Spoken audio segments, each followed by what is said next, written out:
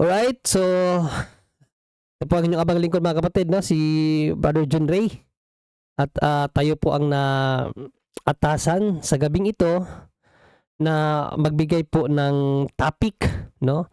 So, atin pong sasagutin ang isa pong street preacher na isang Muslim sa Amerika, kung saan po ginuguyo niya ang dalawang estudyante, no?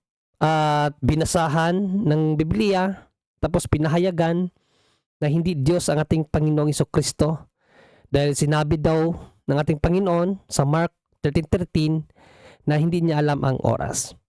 Okay? So, yan po ang atin pong bibigyang linaw. Matapos lamang po ang isang paalala. Dahil sa katotohanang ipinapangaral ng Santa Iglesia Katolika na hindi maitanggi ng mga protestante sa lungatang aral at pahayag ng mga pastor, ilalanta.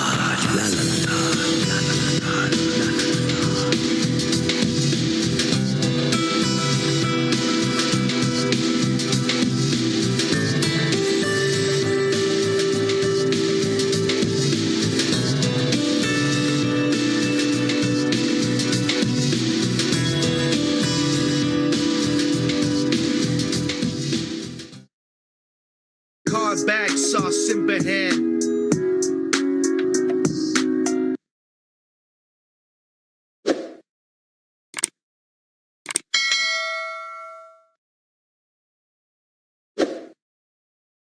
Right mga kapatid, sa mga bago pa lamang pong subscriber ng Punto por Punto, ito po ang inyong abang lingkod, Brother John Ray. At mayroon din po tayong sariling YouTube channel na Kaabag sa Simbahan. And meron din po tayong Facebook page na Kaabag sa Simbahan din.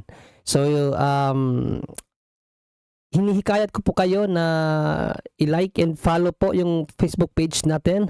At yung atin naman pong YouTube channel ay i-subscribe po ninyo. At paki-hit po ang notification bell para palagi po kayong ma-update. Every time po na tayo po ay mag-upload ng mga videos, debate man or sagot sa atin pong mga kapatirang protestante o sa mga hindi Kristiyano na tumutuligsa po sa aral ng Biblia at sa aral po ng inang simbahan. So again mga kapatid, please like, share, and subscribe Kaabag sa Simbahan. So atin pong pakinggan agad, no, ang ito pong kalukuhan ng isang Muslim sa Amerika, isang street preacher na Muslim doon po sa Amerika, at yung mga estudyante pa mismo ang kanyang ginuguyo, no? So hindi po malayong mangyari sa mga anak natin yan dito sa Pilipinas kung hindi po natin maturuan ang ating mga anak ng tamang pananampalataya sa Biblia at sa turo po ng simbahan, lalong-lalo na po sa atin pong Diyos, no? Kung hindi po natin sila maturuan, maaring sila po ay maguyo din. So ito po ang video mga kapatid na kung saan ginuguyo ng isang Muslim, no, ang mga estudyante doon po sa Amerika. Pakinggan muna natin ang nasabing video. In Christianity, do you believe Jesus is God? Yes. Well, I thought you said there's only one God. Do you feel me? Like, do you think God knows everything? Right? But in the Bible, it says Jesus didn't know the hour. You just said God knows everything. How can Jesus be God? Right. Doesn't make sense, right? Okay? So nakuha nyo ba mga kapatid, no? May binasa yung tinanong ng mga yung Muslim, yung mga estudyante, no? Kung Diyos ba si Kristo? Tapos sinabi niya na paano magiging Diyos si Kristo? 'Di ba iisa lang ang Diyos? Sabi naman ng mga estudyante, oo nga, no? Yun pa ang problema pag wala po tayong alam. At sabi pa niya, hindi pwede maging Diyos si Kristo kasi yun nga, nakita niyo naman doon sa video na meron pong pinalabas na verse, Mark 13:32, na kung saan ang sinabi doon, hindi niya alam ang oras mga kapatid, no? Pakinggan pa natin ng isang beses, no? Para talagang makuha nyo yung kalukuhan ng Muslim na ito at sasagutin natin yung dalawang kaniya pong panlilin lang, no? Yun pong isa lang ang Diyos, kaya hindi Diyos si Kristo, at yung hindi Diyos si Kristo dahil hindi niya alam ang oras. So, dalawang argumento po ang ating sasagutin sa video po na ito, mga kapatid. Pakinggan po natin sa isang beses pa. In Christianity, do you believe Jesus is God? Yes. Well, I thought you said there's only one God. Do you feel me? Like, do you think God knows everything? Right? But in the Bible, it says Jesus didn't know the hour. Ayan po, mga kapatid, oh. No? Sabi daw ng Biblia, Jesus doesn't know the hour, no? Mark 13:32, mababasa niyo po dito. But of that day and hour no one knows, not even the angels in heaven, nor the Son, but only the Father. So, what if kung sa mga anak po natin mangyari ang ganong sitwasyon tapos hindi natin sila naturuan? Ano kaya magiging posibleng isipin ng mga anak natin? Hindi ho ba, mga kapatid? So, delikado po kapag hindi po natin naaral ang mga ganitong argumento tapos hindi natin maturuan ang ating mga anak. No? Pananagutin po natin yan, mga kapatid. No? So, sa video pong ito, at least malaman po ninyo, no, kung paano po sagutin ang argumento na ito. So, unahin natin yung argumento na iisa lang ang Diyos, no, according sa Christian faith or Catholic faith. Even in Islam, naniniwala sila na isang Diyos. Pero ang pinagkaiba lang kasi, mga kapatid, no, yung pagiging isa ng Diyos, hindi naman po nangangahulugan na isang persona lang ang Diyos. Yan po ang dapat nating maunawaan, lalong-lalo na po ang banal na Biblia.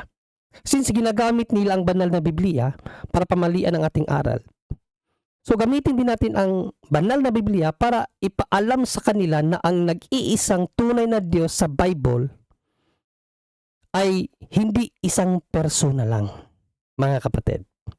Unahin natin po ang Deuteronomy 6:4, no? Ano ba ang sinabi ng propetang si Moses about sa Diyos, no, sa mga taga-Israel? Ito po ang ating mababasa sa Deuteronomy 6:4.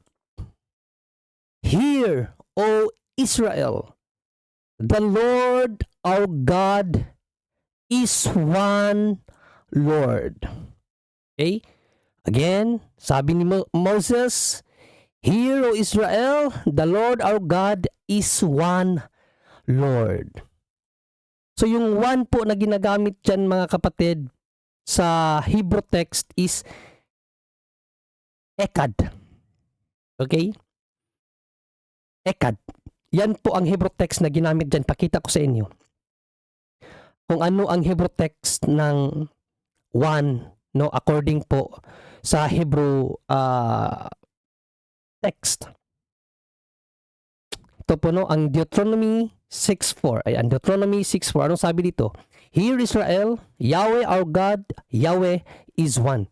Sa Hebrew, yan po ay Ehad, no? Pero kung titingnan natin ang transliteration niya, babasahin mo siya, is Echad.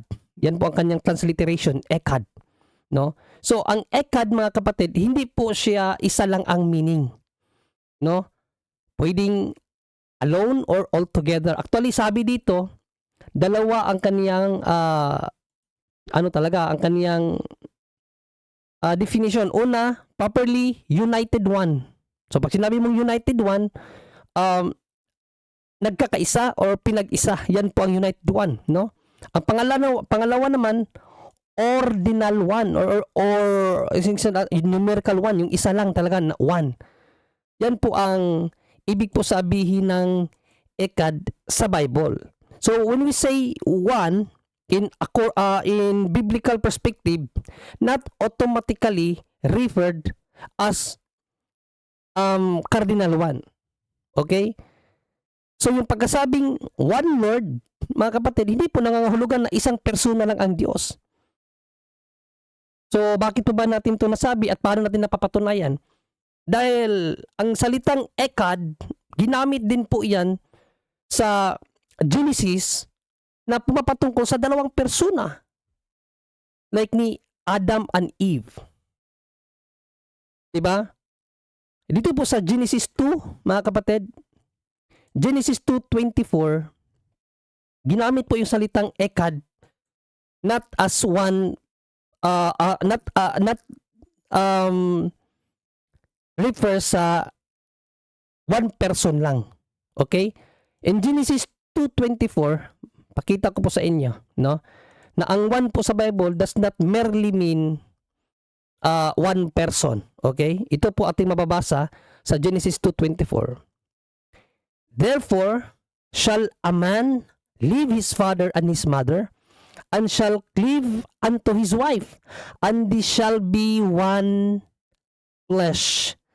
So yung lalaki daw, no, kapag nag-asawa na siya, iiwanan niya kanyang mga magulang, at silang dalawa, yung babae at lalaki, magiging one flesh.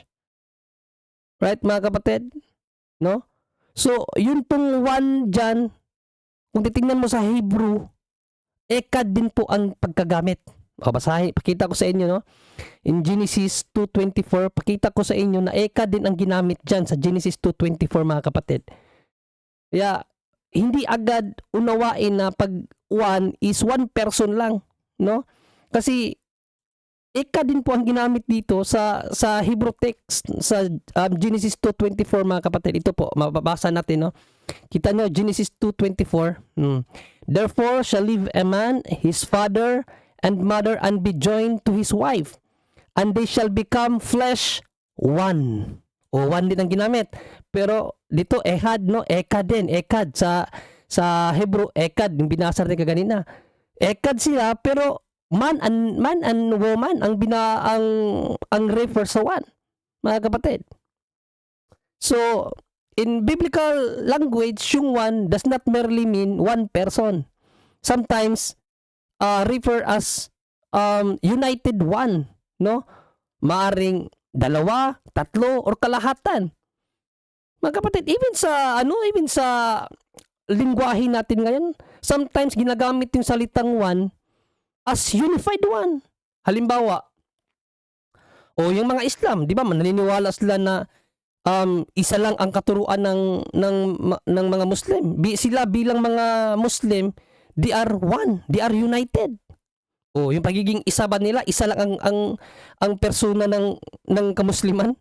Di ba, iba-ibang persona ng Muslim, billions nga sila eh. Pero kinikilala nila ang kanilang sarili as a unified one. One religion sila, as Islam.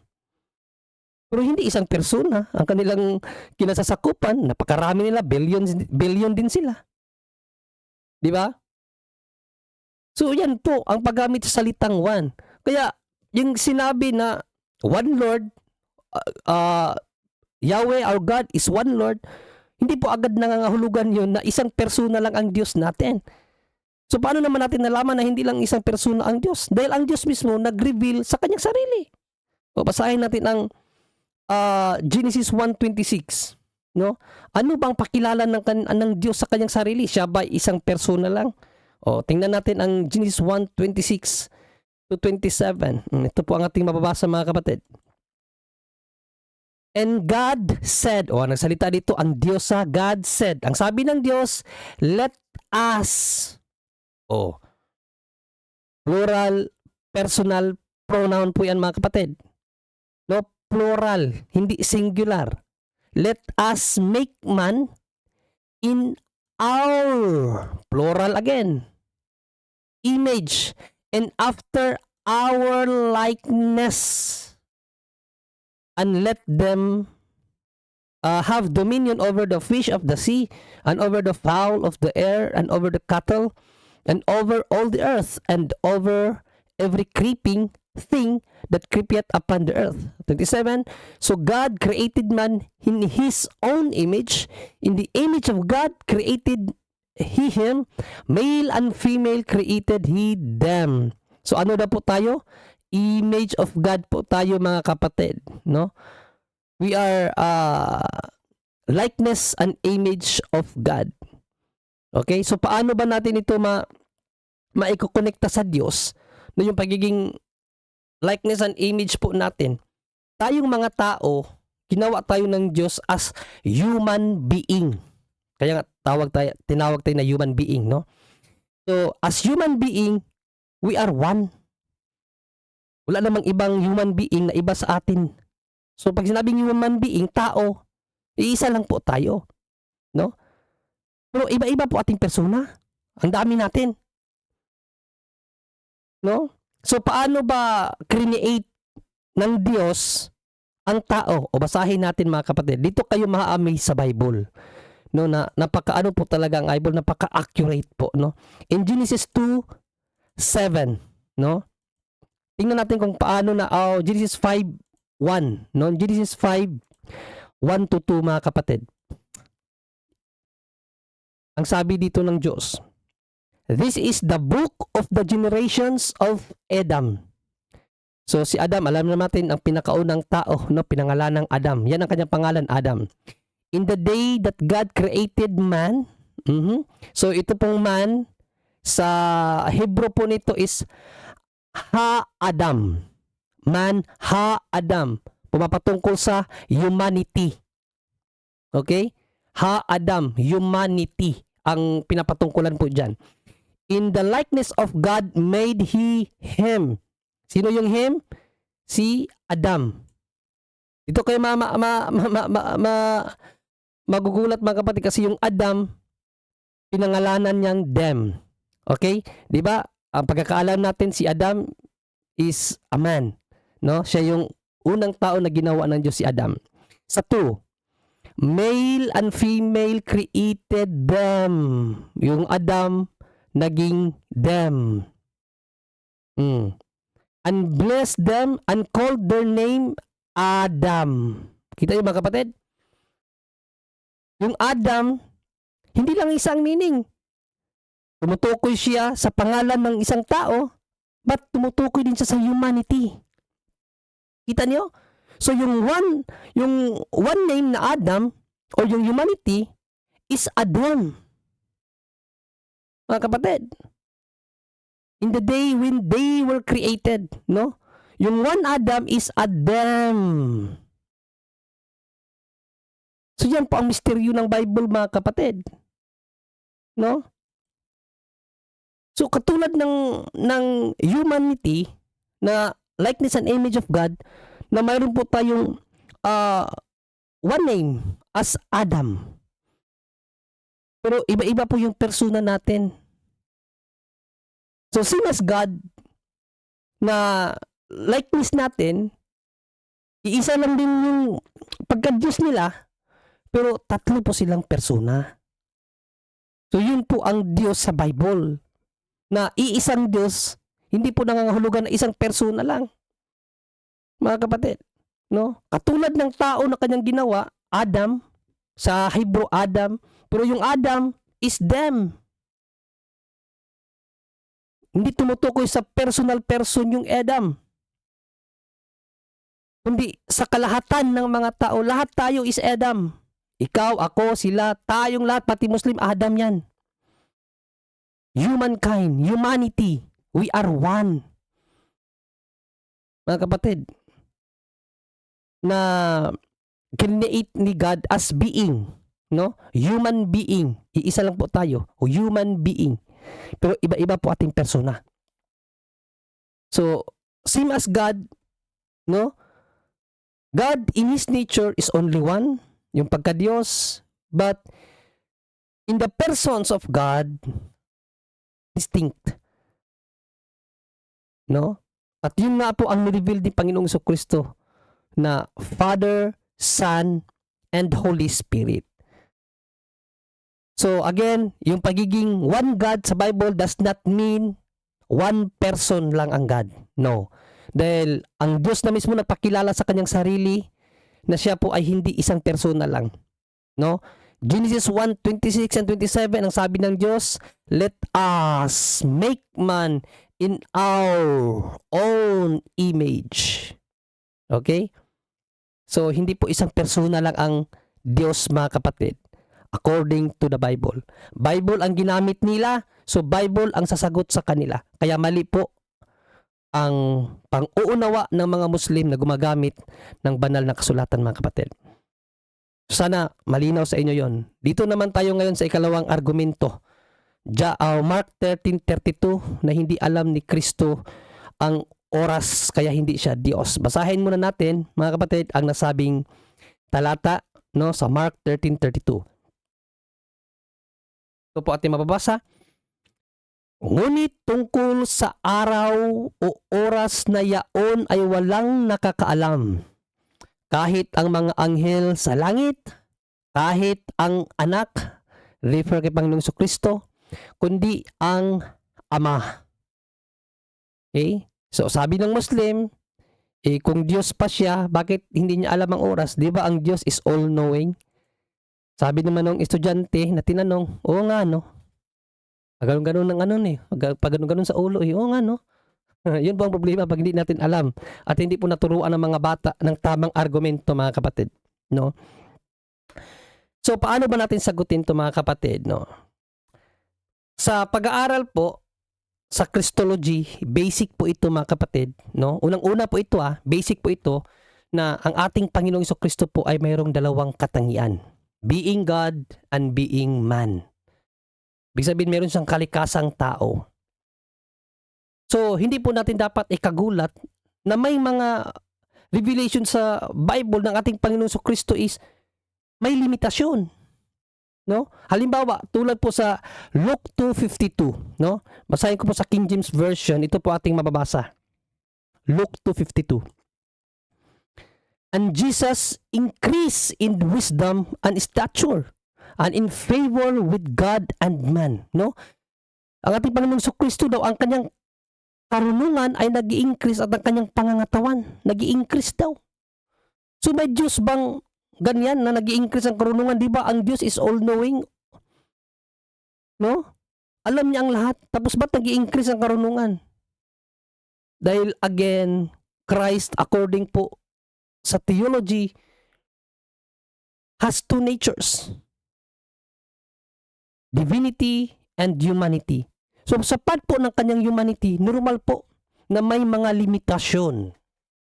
Like, maaring hindi niya alam, di ba? Kaya nga, nung pinagkagaluhan siya ng mga tao, hinipo ang kaniyang laylayan ng damit. Nagtanong ating Panginoong Kristo, sinong humipo sa akin? Oh, may Diyos bang hindi nakakaalam? Nagtanong pa kung sinong humipo? Dahil bilang tao, limitado ang kanyang kaalaman dahil as man, he was only creation or created. No? So limitado po ang mga bagay-bagay sa kanya bilang tao. No? Luke 2:52, Jesus' wisdom, no, nag-i-increase, pati ang kanyang pangangatawan nag-i-increase. So hindi po yan argumento sa Christology, yung mga bagay na limitado sa kanya, kasi nga mayroon po siyang humanity. Mayroon siyang kalikasang tao, mga kapatid. Pero kung ang kanilang argument, no, is hindi alam ni Kristo ang oras, so therefore hindi siya Diyos. So sagutin natin ang argumento using the Bible itself that his apostles, no, yung mga disipulo ni Panginoong Kristo,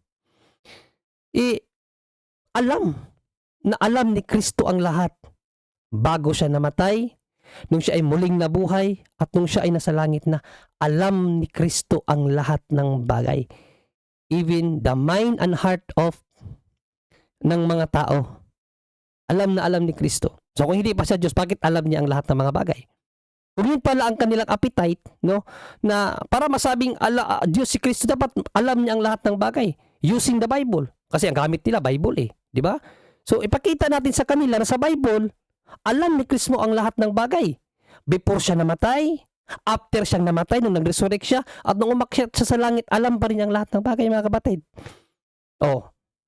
Pakita natin sa kanila na alam ni Kristo ang lahat ng bagay, no, kasi yun pa lang makakapagpaniwala sa kanila, na alam ni Kristo dapat ang lahat ng bagay para masabing siya ay Diyos. So ipakita natin na alam ni Kristo ang lahat ng bagay according to the Bible. O umpisahan natin nung siya ay buhay pa. Okay? John 16, 19 to 21, John 16, 29 to 31 mga kapatid. Ito po ang ating mababasa. Sinasabi ng kaniyang mga alagad, narito, ngayon nagsasalita kang malinaw at wala kang sinalitang anumang malabong pananalita. Ngayon ay nakikilala namin na nalalaman mo ang lahat ng mga bagay. So yung hinahanap nilang patunay na dapat alam ni Kristo ang lahat ng bagay mga kapatid para masabing siya ay Diyos, ayan na. Sabi ng kanyang mga alagad, alam mo ang lahat ng bagay. At hindi nangangailangan na tanungin ka ng sinuman. Hindi na siya kinakailangan tanungin ng sinuman kasi alam nga niya lahat ng bagay. Dahil dito'y nagsisampalataya kami na ikaw ay nagbuhat sa Diyos. O kung mali pa itong statement ng kanyang mga alagad mga kapatid, dapat kinurek sila ni Kristo. Pero ano ang sabi ni Panginoong Kristo sa 31? Sinagot sila ni Jesus, ngayon bagay nagsisampalataya kayo? Bakit wala mo lang pagtutol na, hindi porkit alam ko ang lahat ng bagay ay Diyos na ako. Walang ganun eh. Sabi pa niya tuloy, so ngayon, nagsisampalataya na kayo. Ano yung pinagsasampalatayaan ng mga apostol na tinanong ni Kristo? Opo, sayang pagka-Diyos. Kasi alam mo ang lahat ng bagay, Lord. That was before His death, mga kapatid.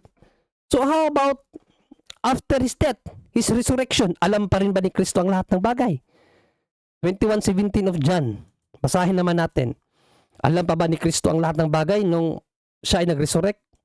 21:17 of John, ito po ating mababasa. Sinabi niya sa kanya sa ikatlo, Simon, anak ni Juan, iniibig mo baga ako? Nalumbay si Pedro sapagkat sa kanya ay sinabing makatlo. Iniibig mo ba ako? At sinabi niya sa kanya, Panginoon, nalalaman mo ang lahat ng bagay. Nalalaman mo na kita'y iniibig. Sinabi sa kanya ni Jesus, pakainin mo ang aking mga tupa. Hindi na naman tumuto si Kristo sa kanyang mga kapatid. No?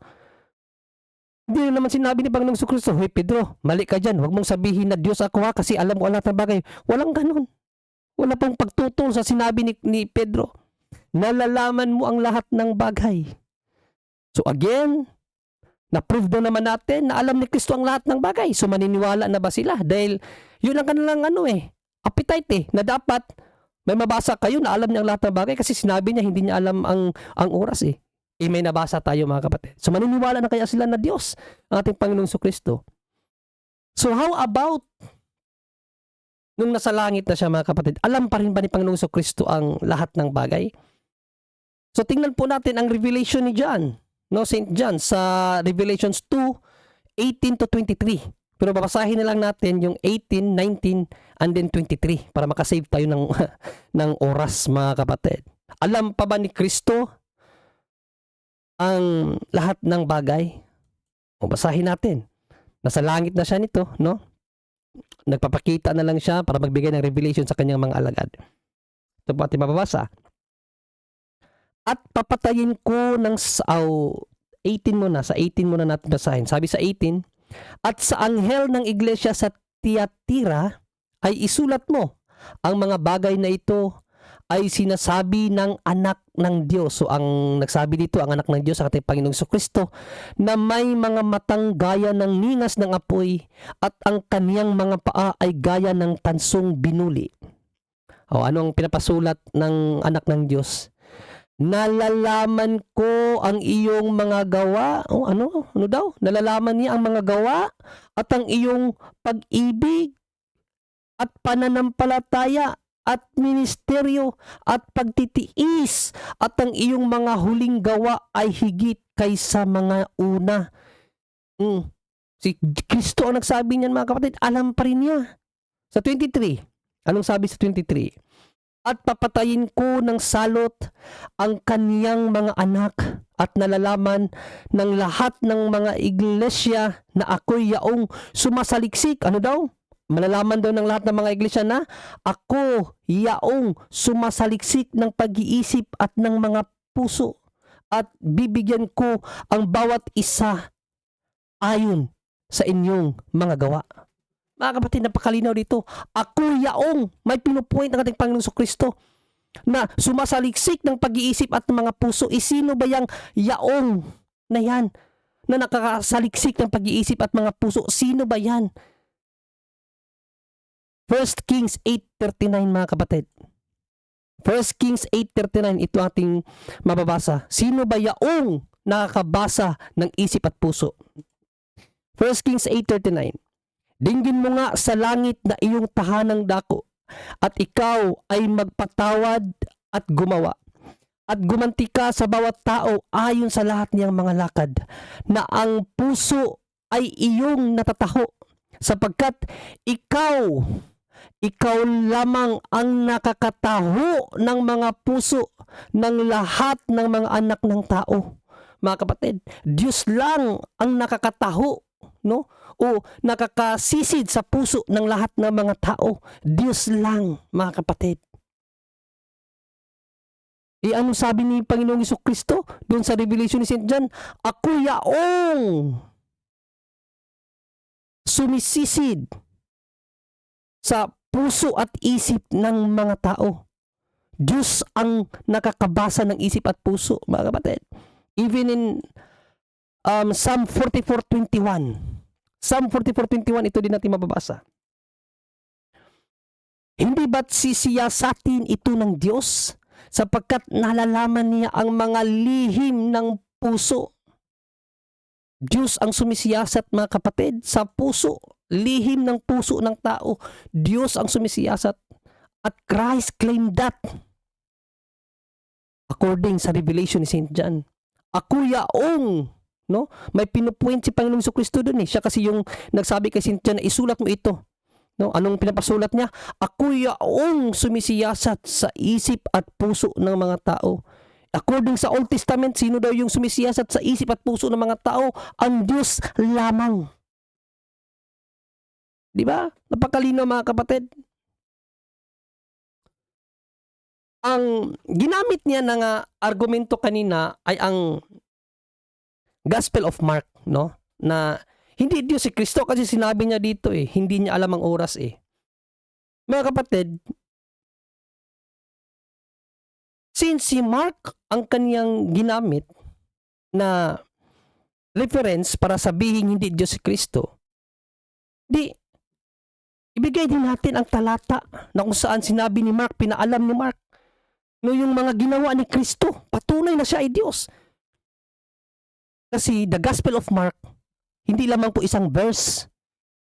13 na ngayon eh. Ang daming pahayag ni Mark, ni Saint Mark sa kanyang ebanghelyo about sa mga ginawa ni Kristo na Diyos lang ang nakakagawa, mga kapatid. No? Basahin natin ang Mark 2:5-12. I-explain ko sa inyo ng dahan-dahan to para maunawaan nyo. No? And i-connect natin siya sa Old Testament. Dito kayo magugulat talaga sa kung ano at sino ang ating Panginoong Jesucristo, mga kapatid. No? Since ginamit niya ang Mark, gagamitin din natin si Mark para patunayan na Diyos si Kristo, mga kapatid. Mark 2:5-12. Ito po ang ating mababasa. At pagkakita ni Jesus sa kanilang pananampalataya ay sinabi sa lumpo, anak, ipinatatawad ang iyong mga kasalanan. Sabi ni Panginoong Jesucristo, ipinapatawad na ang kasalanan ng lumpo, no? So sa sinabi ni Panginoong Jesucristo ito, yung mga Hudyo nito nagbubulay-bulay sila, pero hindi nila sinabi verbally, mga kapatid, no? Hindi nila sinabi verbally. Sinabi lang nila sa kanilang puso, no? Sabi sa 6, ngunit mayroong doong nakakaupong ilan sa mga eskriba at nangagbubulay-bulay sa kanilang mga puso. Ibig sabihin, sinabi lang nila according to their heart and mind, no? Ano ang sinabi ng mga eskriba na ito? Bakit nagsasalita ang taong ito ng ganito? Siya'y namumusong. Sino ang makapagpapatawad sa mga kasalanan? Kundi isa, ang Diyos lamang. Di ba? Nang marinig ng mga eskriba na sinabi ni Panginoong Jesucristo, anak, napatawad na iyong kasalanan. Yung mga Hudyo, no, not verbally, only in their mind and heart, sinabi nila na namumusong tong tao na to Diyos lang ang makakapagpatawad ng kasalanan. Bakit nagpapatawad ng kasalanan to? Hindi nila sinabi yan verbally, mga kapatid Pero nalaman ni Kristo na yan ang sinasabi ng kanilang puso, no? Didikta natin pagbasa sa verse 8. Itong sinabi. At pagkaunawa ni Jesus sa kanyang espiritu na sila'y nangagbulay-bulay sa kanilang sarili, pagdakay sinabi sa kanila, bakit binubulay-bulay ninyo ang mga bagay na ito sa inyong mga puso? Kita niyo mga kapatid, anong sabi sa Old Testament? Diyos lang ang nakakaalam sa puso ng tao. Nakita ni Kristo ang kanilang mga puso na nagbubulay-bulay itong mga to. Hindi naniniwala sa sinasabi ko na pinatawad ko na ang taong ito. Hindi sila naniniwala na kaya ko magpatawad ng tao dahil ako ay Diyos. Hindi nila sinabi yan, pero nalaman ni Kristo na yan ang kanilang isip at puso. Na napapatawad ng tao to, ano siya, Diyos. Kaya may challenge si Panginoong Kristo sa kanila mga kapatid Sa 9, ano ang challenge ni Kristo sa kanila? Alin baga ang lalong maagang sabihin sa lumpo? Ipinatatawad ang iyong mga kasalanan, o sabihin magtindig ka at buhatin mo ang iyong higaan at lumakad ka? Brother Angel, please help me. Bakit ganito ang tanong ni Panginoong Kristo, Brother Angel, sa mga eskriba o mga Hudiyo, Brother Angel? Bakit ganito kaya ang kanyang tanong? Ano ang naunawaan mo, Brother Angel?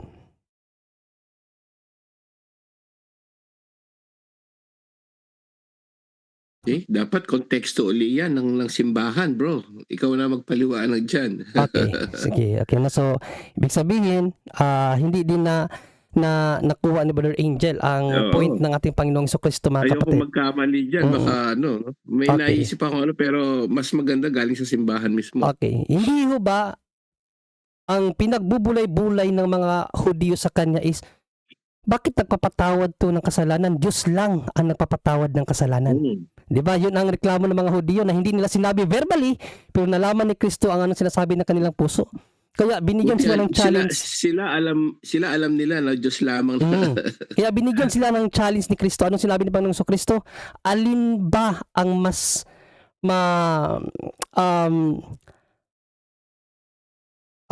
alin baga ang lalong maagang sabihin sa lumpo? Or alin ba ang mas madaling paniwalaan? Yung sabihin ko sa lumpo na pinatawad ang iyong kasalanan, or tumayo ka, tumindig at umuwi? Kung sa baga mga kapatid, kung hindi nila kayang paniwalaan na kaya ni Kristo magpatawad ng kasalanan dahil Diyos lang ang nagpapatawad, pinakita ni Kristo sa kanila na mas mahirap yun paniwalaan ng kanyang gagawin, palalakarin ang lumpo. Nakuha mo, Brother Angel? Mas mahirap palakarin ang isang lumpo kaysa sabihin sa isang lumpo na pinatawad na iyong kasalanan. Nakuha mo ba, Brother Angel? Yes, bro. Na yun ang pinakita ni Kristo sa kanila. Dahil kung ang Diyos lang ang makapagpatawad ng kasalanan, Diyos lang din ang kayang magpagaling ng isang lumpo, magpalakad, at sabihin umuwi ka na. Anong nangyari sa kasunod na sinabi ni Panginoong Kristo? Basahin natin sa 10. Datapwat upang maalaman ninyo na ang anak ng tao ay may kapamahalaan sa lupa na magpatawad ng mga kasalanan. Sinabi niya sa lumpo, sa iyo, sinasabi ko, magtindig ka, buhatin mo ang iyong higaan at umuwi ka sa bahay mo. Mas mahirap to mga kapatid, itong ginawang magpapagaling ng isang lumpo kaysa sabihin na patawad ang kanyang kasalanan. Kaya yun ang challenge ni Kristo sa kanila. Kung nagbubulay-bulay kayo dahil sinabi ko mapapatawad ko ang kanyang kasalanan, alin ba ang mas madali? Yung sabihin ko sa kanyang napatawad na ang iyong kasalanan? O yung sabihin ko sa kanya, tumayo ka dyan, lumakad ka at umuwi? Anong nangyari sa 12? At nagtindig siya at pagdakay binuhat ang higaan at yumaon sa harap nilang lahat. Ano pat nangagtaka silang lahat at niluwalhati nila ang Diyos na nangagsabi, kailan may hindi tayo nakakita ng ganito. Yan yung mga kapatid, no? Gaano ka-powerful si Christ, no? Hindi lang sa pinapakita na niya kung ano siya, no? Yung bang way of ano ni Christ na maniwala sa kanya ang tao ba? Na yun lang sinabi ko, napapatawad na kanilang kasalanan. No? Hindi niya pinaniwalaan. What if kaya kung palakarin ko yung lumpo na ito? Tingnan ko lang kung hindi kayo maniniwala na ako ay Diyos na nagpapagaling ng mga Katulad dito, ginawa nga ni Panginoong Jesucristo. Hindi nagulat yung iba. Di ba? Nagluwalhati sila sa Diyos. Mga kapatid. So, sa account po ng Mark chapter 2, 5 to 12, tatlong bagay po ang ating nakita doon. Si Kristo nagpatawad ng kasalanan, si Kristo nababasa ang puso ng tao, si Kristo nagpagaling. Okay, yan po ang tatlong kalikasan o katangian ng Diyos na pinakita ni Kristo doon sa Mark 2, 5 to 12. Basahin natin ang Psalm 103 verses 2 to 4, mga kapatid. Kung yun bang ginawa ni Kristo na iyon, yun ba ang katangian ng isang Diyos? Okay, 103 of Psalms 2 to 4. Ito po ang ating mababasa. Purihin mo ang Panginoon o kaluluwa ko at huwag mong kalimutan ang lahat niyang mabuting gawa. Na siyang nagpatawad, in which ginawa ni Kristo doon sa lumpo, ng iyong lahat ng mga kasamaan. Na siyang nagpagaling, na kung saan ginawa ni Panginoong Jesucristo doon sa lumpo, ng iyong lahat ng mga sakit. Na siyang tumutubos ng iyong buhay sa pagkahamak, na siyang nagpuputong sa iyong kagandahang loob at malumanay na mga kaawaan. Ang hindi lang natin nabasa doon sa Mark 2 ay itong katagang tumubos ng iyong buhay. Yan lang ang hindi natin nabasa.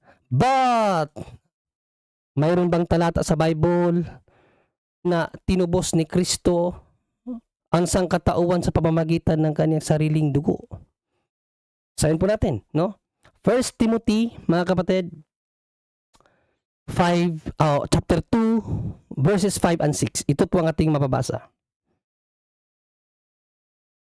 Sapagkat may isang Diyos at may isang tagapamagitan sa Diyos at sa mga tao, ang taong si Kristo Jesus, na ibinigay ang kanyang sarili na pangtubos sa lahat na pagpapatotoong mahayag sa sariling kapanahunan, mga kapatid. So, kung gagamitin nyo ang account of Mark to debunk the deity of Christ, make it sure na hindi kayo mapaso, gagamitin din ang account of Mark. No? Mga kapatid, dahil ang ginagawa lang kasi nila, pagdi-distort sa Bible. Magbabasa ng Biblia, ito ang ibig sabihin niyan. Sila nagbibigay ng paliwanag, hindi yung Biblia mismo. Ngayon, mga kapatid, dito po tayo, balikan natin yung word na hindi alam ang panahon. Yan ba? Hindi alam ng panahon. Ano bang ibig sabihin nun? According to the teaching of Church Fathers, no? Si Saint Augustine po, mga kapatid, ang isa po sa nag-interpret, no, ng nasabing account sa Mark 13:32 and Matthew 24:36, no? 24:36 nang sinabi ni Panginoon Kristo na hindi niya alam ang oras. Ang ibig daw po sabihin noon is pinili niyang hindi ipaalam, no? Pinili niyang hindi ipaalam sa mga alagad. Yan po ang ibig sabihin noon. Hindi po yun literal na hindi niya talaga alam. Mas pinili niyang hindi ipaalam.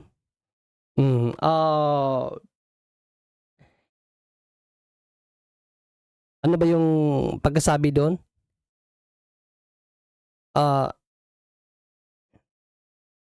Yun nga, sa Tagalog ba, mas pinili niyang hindi ipaalam. No? Katulad po sa ginawa ni Saint Paul. Sa kanya pong sulat sa taga-Korinto, no? 1 Corinthians 2, 1 and 2. Ito po ang ating mababasa, mga kapatid. At ako, mga kapatid, nang pumarian sa inyo ay hindi ako naparian na may kagalingan sa pananalita o sa karunungan na nagbabalita sa inyo ng patutuo, sapagkat aking pinasyahang walang malamang anuman sa gitna ninyo maliban na si Jesucristo at siya na napako sa cross. Okay? So may mga times pala na pwede mong piliin na sabihin wala kang alam. But does not mean na hindi mo talaga alam. Yung buhay mo, istorya ng buhay mo, kung sino yung pinanampalatayanan mo. Hindi po yan ang ibig sabihin. No, literally, na pag sinabing hindi mo alam ang panahon, nangangahulugang wala ka na talagang alam. Lalong-lalo na po ang ating Panginoong Jesucristo. No? So yun po ang ibig sabihin according po ni Saint Augustine. He did not make it known. Yan po ang sinabi po ni Saint Augustine sa kanya pong commentary. Meaning, he did not make it known. Kung sabaga, mas pinili niya na hindi ipaalam ang panahon at oras sa mga apostol, mga kapatid. Hindi po yun talaga literally meaning na wala siyang alam. Bakit natin nasabi yan? Kasi may mga pakayag din sa Bible na si Panginoon Jesucristo alam niya ang oras eh.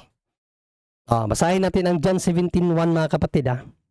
John 17:1. Ang mga bagay na ito ay sinalita ni Jesus at sa pagtingala ng kanyang mga mata sa langit ay sinabi niya, Ama, dumating na ang oras. Alam din naman pala niya na dumarating talaga ang oras. Alam niya. Luwalhatiin mo ang iyong anak upang ikaw ay luwalhatiin ang anak. Alam niya. No? Sasabihin ba niyang dumating na ang oras kung hindi niya alam? Hindi ba mga kapatid? John 16:32, narito, ang oras ay dumating. Oo, dumating na. Anong oras yan dumating na yan? Na kayo'y mangangalat ang bawat tao sa kanya-kanyang sarili at ako'y iiwan ninyong mag-isa. At gayon may hindi ako nag-iisa sapagat ang Ama ay sumama sa akin. Alam niya ang oras na iiwanan na siya ng kanyang mga alagad, na siya ay huhulihin na, siya ay papatayin. Alam ni Panginoong Jesucristo ang mga oras, mga kapatid. No? Kaya nga sabi again ni Saint Augustine, no? He did not make it known. Ang ibig sabihin ng hindi niya alam, hindi niya ipinaalam kung ano talaga at kailan mangyayari ang panahon at ang oras, mga kapatid. No? Kasi may revelation si Kristo na alam niyang oras eh, no? At ano bang sinabi ni Saint Paul, mga kapatid, sa Colossians 2:3? Imposible namang hindi niya malaman ang panahon at ang oras, no? Ano ba si Kristo according kay Saint Paul? Colossians 2:2-3, mga kapatid, ito ating mababasa.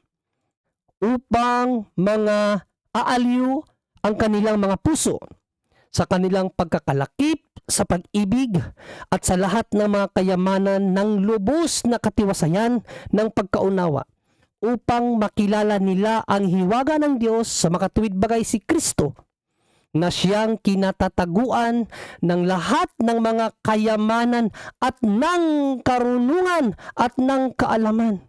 Mayroon bang kinatataguan ng karunungan at ng kaalaman, mga kapatid, pero hindi alam ang oras? Hindi ba? No, does not make sense. Ikaw ang kinatataguan ng karunungan at ng kaalaman tapos hindi mo alam ang oras.